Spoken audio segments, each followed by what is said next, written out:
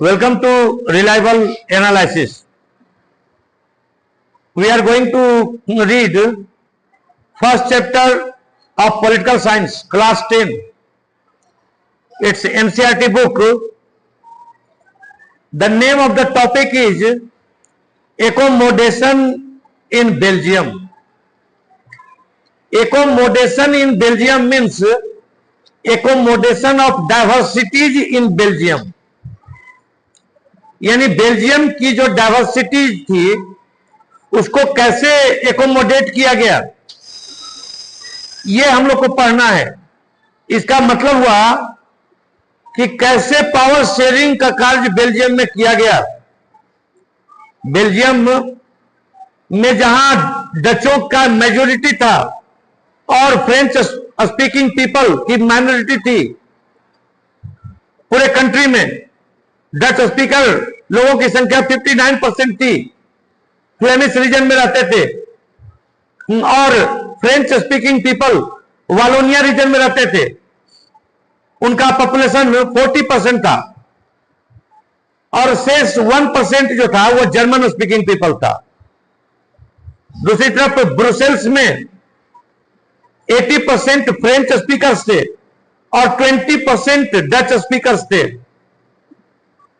तीसरा फैक्टर इसमें यह था डाइवर्सिटी का कि economic development and educational development का बेनिफिट डच स्पीकर्स को बाद में मिला, फ्रेंच स्पीकर्स को पहले मिला।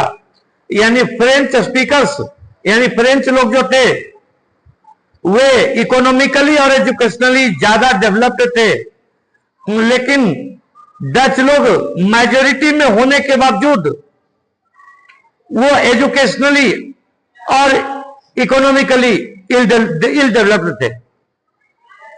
और इस कारण से 1950s और 60s में टेंशन क्रिएट हो गया था डचों के बीच और फ्रेंच के बीच बेल्जियम में।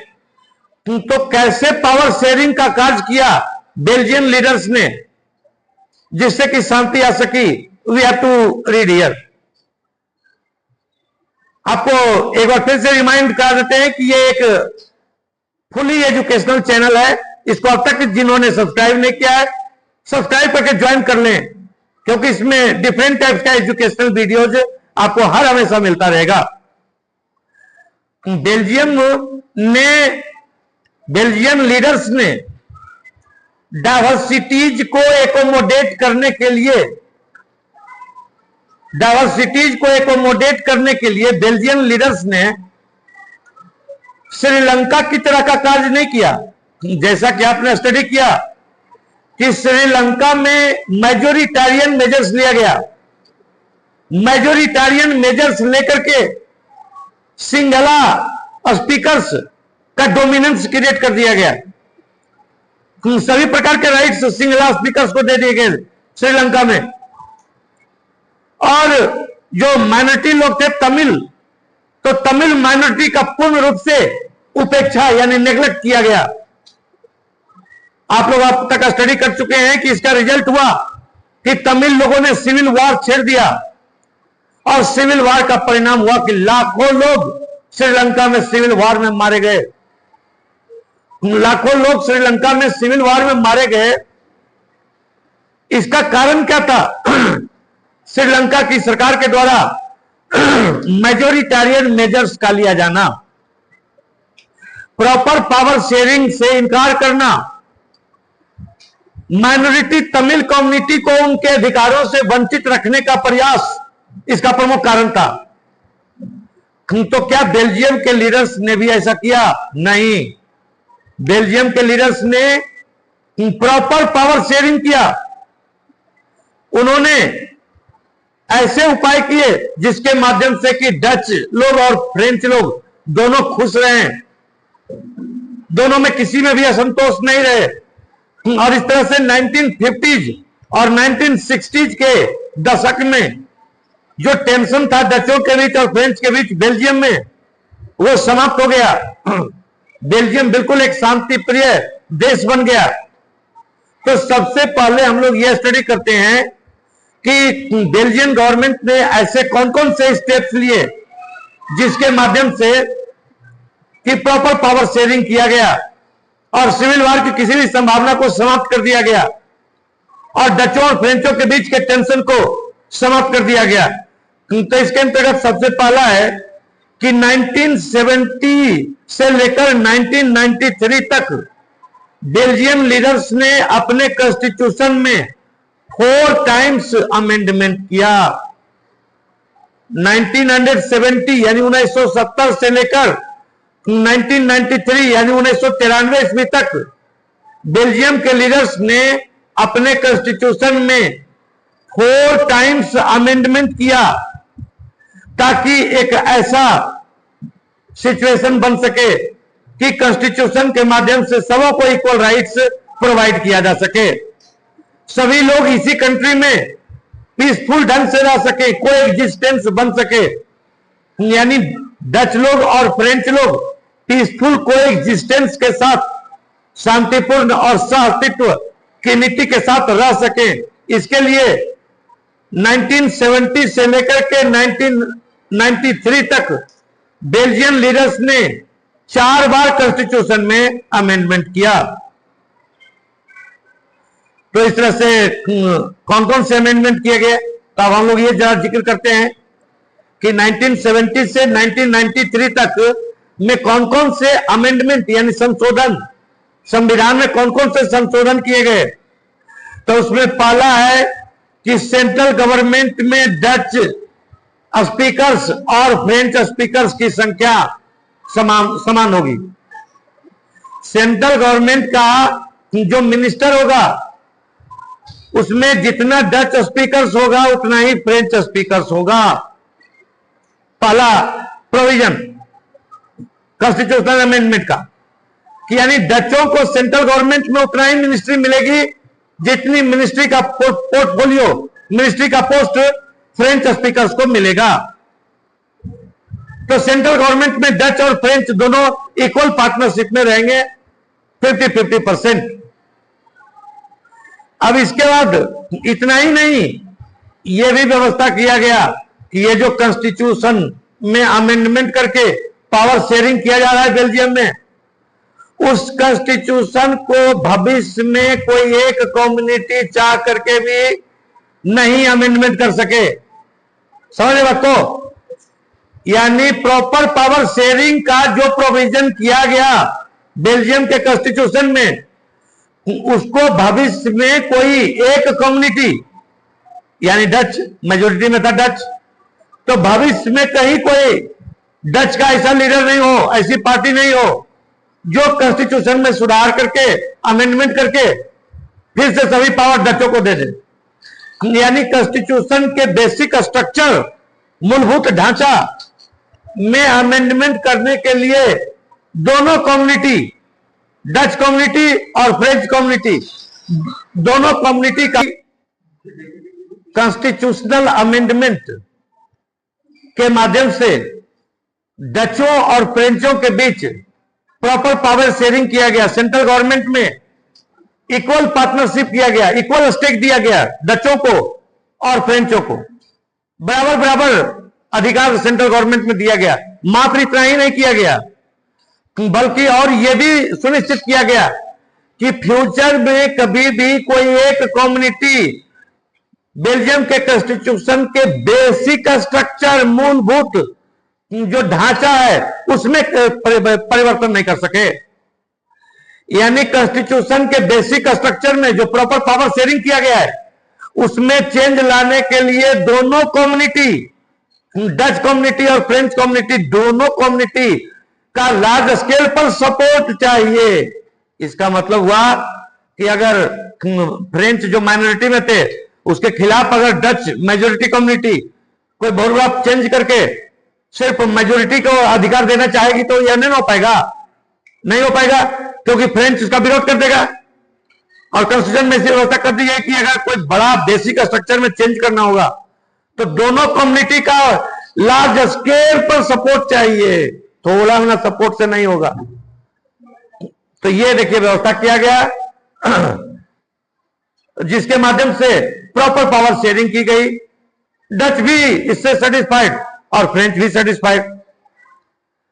दूसरी तरफ जहां तक सवाल है स्टेट गवर्नमेंट्स का, तो power of central government have been given to state governments of the two regions. Flemish region के स्टेट गवर्नमेंट जहां डच स्पीकर थे, और वालोनिया रीजन के स्टेट गवर्नमेंट जहां फ्रेंच स्पीकर थे, दोनों स्टेट गवर्नमेंट को काफी पावर्स दिया गया। सेंट्रल गवर्नमेंट के कई पावर लेकर के स्टेट गवर्नमेंट को दे दिया गया, जिससे फ्लेमिश रीजन की गवर्नमेंट डचों के भलाई का काम कर सके और वालोनिया रीजन का स्टेट गवर्नमेंट फ्रेंच के भलाई का, वेलफेयर का काम कर सके।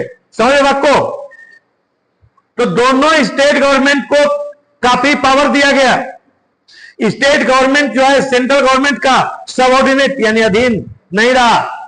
स्टेट गवर्नमेंट को अपना फाइनेंशियल पावर हुआ, यानी स्टेट गवर्नमेंट सेंट्रल गवर्नमेंट का मोहताज नहीं हुआ, उसके आगे हाथ फैलाने के लिए मजबूर नहीं है। यह व्यवस्था किया गया। फ्लेमिश रीजन का स्टेट गवर्नमेंट और वालोनिया रीजन के स्टेट गवर्नमेंट, यानी डच स्पीकिंग पीपल का स्टेट गवर्नमेंट और फ्रेंच स्पीकिंग पीपल का स्टेट गवर्नमेंट, दोनों के पास काफी पावर दिया गया। तो दोनों स्टेट गवर्नमेंट को सेंट्रल गवर्नमेंट का सबऑर्डिनेट यानी अधीन नहीं बनाया गया। अब नेक्स्ट प्रोविजन, आप अच्छी तरह से जानते हैं कि बेल्जियम का जो सोशल कंपोजिशन था, उसके अंतर्गत ब्रुसेल्स में एक अलग सिचुएशन था, जहां पूरे बेल्जियम में डच अधिक संख्या में थे। मेजोरिटी कम्युनिटी था डच और माइनॉरिटी कम्युनिटी था फ्रेंच। वहीं बेल्जियम की राजधानी ब्रुसेल्स में उल्टा था। ब्रुसेल्स में 80% फ्रेंच स्पीकर थे और 20% डच स्पीकर थे। लेकिन बेल्जियम की राजधानी ब्रुसेल्स की जो सरकार बनी, राजधानी की सरकार, तो कैपिटल के गवर्नमेंट में भी बराबर बराबर अधिकार दोनों को दिया गया। जितना अधिकार डचों को दिया गया, उतना ही अधिकार फ्रेंच को दिया गया। जितना पोर्टफोलियो डचों को मिलेगा, उतना ही पोर्टफोलियो फ्रेंच को मिलेगा। यानी डचों ने जहां फ्रेंच को बराबरी का अधिकार पूरे देश में देना स्वीकार कर लिया, वहीं फ्रेंच ने डचों को बराबरी का अधिकार बेल्जियम की राजधानी ब्रुसेल्स में देना स्वीकार कर लिया। तो इस तरह से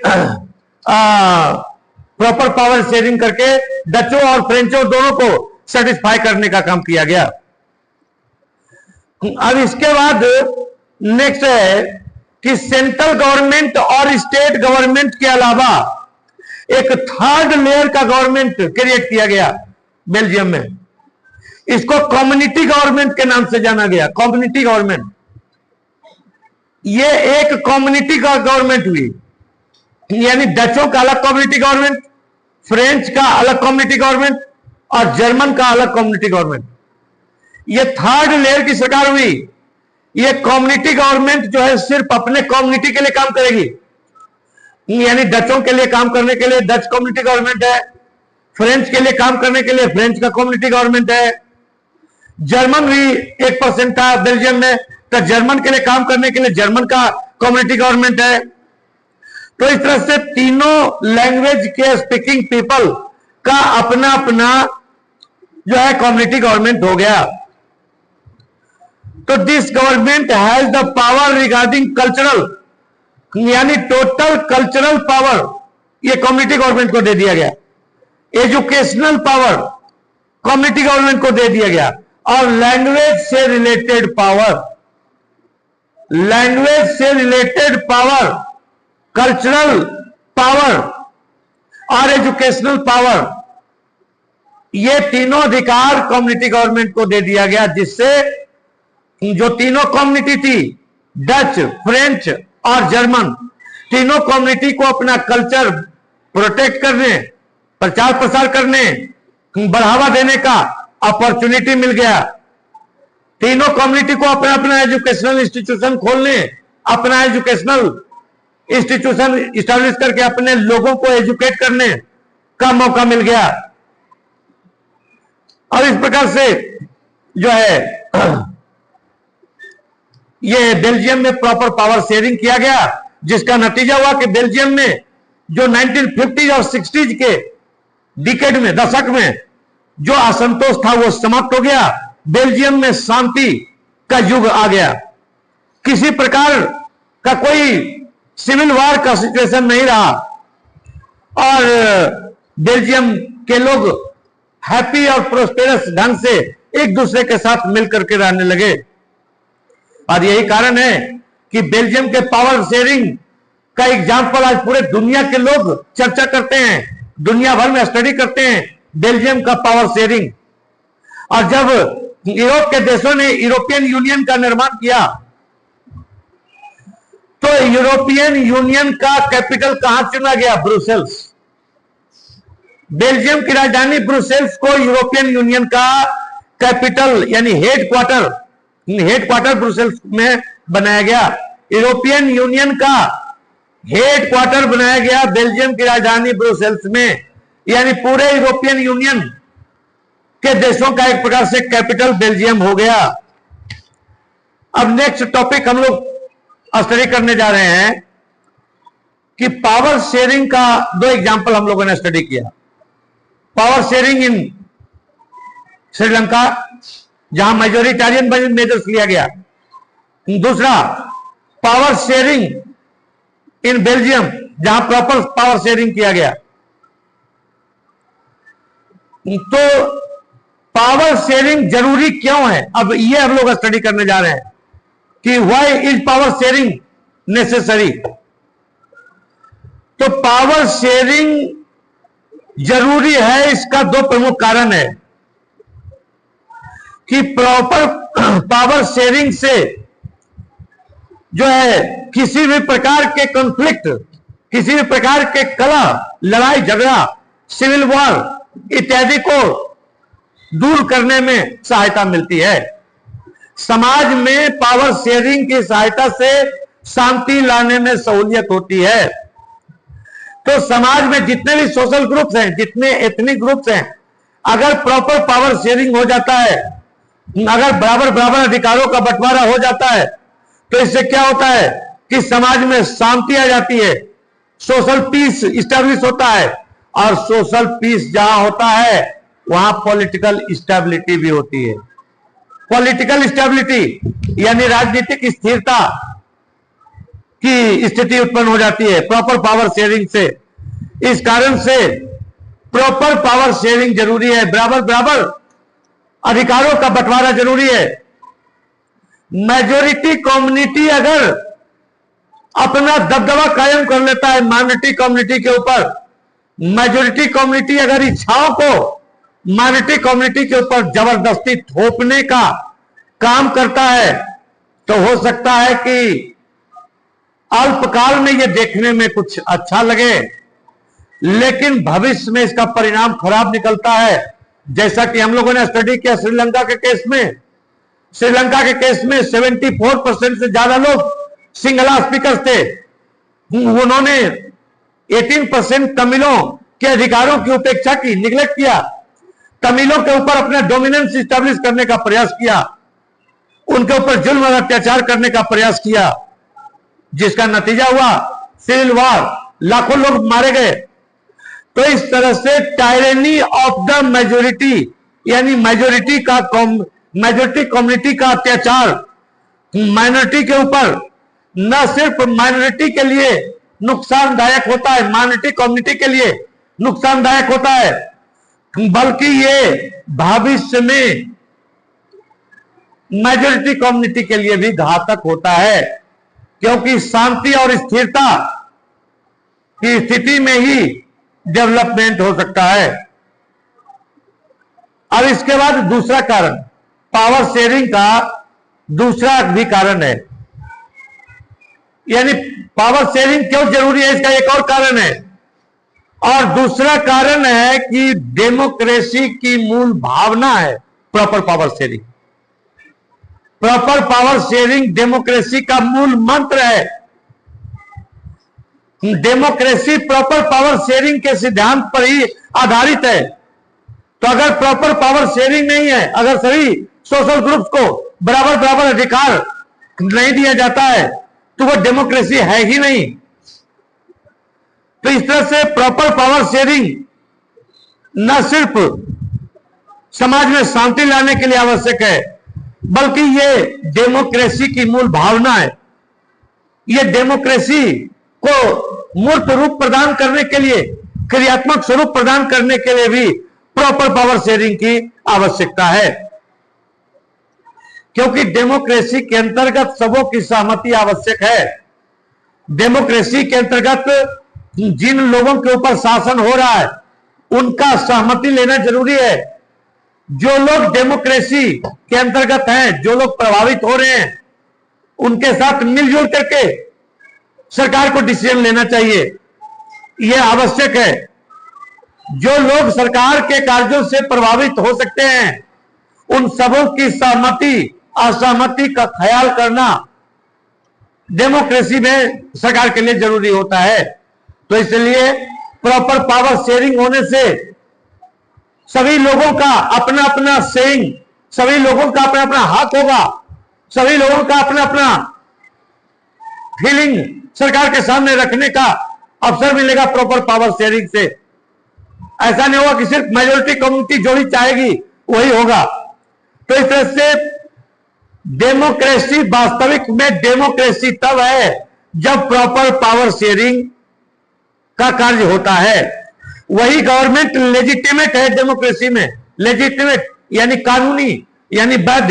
वही गवर्नमेंट कानूनी है, वही गवर्नमेंट वैध है जिस गवर्नमेंट ने प्रॉपर पावर शेयरिंग किया है, अपने सिटीजन्स को बराबर का अधिकार प्रदान किया है। तो दो कारण हम लोगों ने स्टडी किया पावर शेयरिंग का। पहला कारण जो है उसको प्रूडेंशियल, प्रूडेंशियल का मतलब विवेकपूर्ण। विवेकपूर्ण यानी पहला कारण ऐसा है जो गेन और लॉस यानी लाभ हानि के आधार पर, पहला कारण इसलिए प्रॉपर पावर शेयरिंग किया जाता है, क्योंकि प्रॉपर पावर शेयरिंग से लाभ है और इस तरह से केयरफुल कैलकुलेशन पर आधारित है प्रॉपर पावर शेयरिंग। इसको प्रूडेंशियल कॉज कहा जाता है, फर्स्ट कॉज को। यानी प्रॉपर पावर शेयरिंग का दो कॉज है, first cause, second cause. First cause को प्रूडेंशियल, प्रूडेंशियल मतलब विवेकपूर्ण, यानी सोच समझ करके किया गया कार्य, यानी लाभ हानि उचित अनुचित सबका ख्याल करके किया गया कार्य जो है वो प्रूडेंशियल कॉज कहलाता है। और दूसरा जो कॉज पावर शेयरिंग का हम लोगों ने स्टडी किया उसको कहा जाता है मोरल कॉज। तो मोरल का मतलब हुआ कि नैतिकता का तकाजा है कि डेमोक्रेसी है तो सबों की राय ली जानी चाहिए, सबों को बराबर बराबर अधिकार दिया जाना चाहिए। तो इस तरह से बेटर आउटकम आएगा। Moral reason emphasizes the very act of power sharing as valuable. तो प्रॉपर पावर शेयरिंग जो है वो काफी वैल्यूएबल है डेमोक्रेसी में, और ये डेमोक्रेसी का तकाजा है। इसको मोरल कॉज कहा जाता है। यानी पावर शेयरिंग क्यों जरूरी है? पहला प्रूडेंशियल यानी विवेकपूर्ण ढंग से सोच समझ करके पावर शेयरिंग करने की आवश्यकता है, क्योंकि इससे प्रॉफिट है, नहीं पावर शेयरिंग करने से लॉस है। श्रीलंका में प्रॉपर पावर शेयरिंग नहीं किया गया तो लाखों आदमी मर गए सिविल वॉर में। बेल्जियम में प्रॉपर पावर शेयरिंग किया गया तो इससे क्या हुआ कि शांति आ गई, स्टेबिलिटी आ गई, प्रोग्रेस का युग आ गया। अब हम लोग थर्ड टॉपिक का स्टडी करने जा रहे हैं और ये टॉपिक है थर्ड, खलील्स डायलेमा। खलील एक आदमी का नाम है और खलील बेरूत में रहता है। लेकिन खलील का पर्सनालिटी जरा सा समझिए कि खलील का पेरेंट्स जो है वो अलग अलग कम्युनिटी से हैं। तो खलील के फादर ऑर्थोडॉक्स क्रिश्चियन थे। खलील के फादर ऑर्थोडॉक्स क्रिश्चियन, और खलील की मदर सुन्नी मुस्लिम थी। और इस तरह से खलील क्या था, सवाल फादर का धर्म अपनाया, क्रिश्चियन का धर्म अपनाया कि मदर का अपनाया? नहीं, खलील ने कोई नहीं अपनाया। खलील अपना अलग धर्म अपना लिया। यानी बाप कोई धर्म का, बेटा कोई, मां कोई धर्म का और बेटा कोई धर्म का, यह खलील का था। तो लेबनान में क्रिश्चियन लोगों के बीच और मुसलमानों के बीच बराबर सिविल वॉर होता रहता था।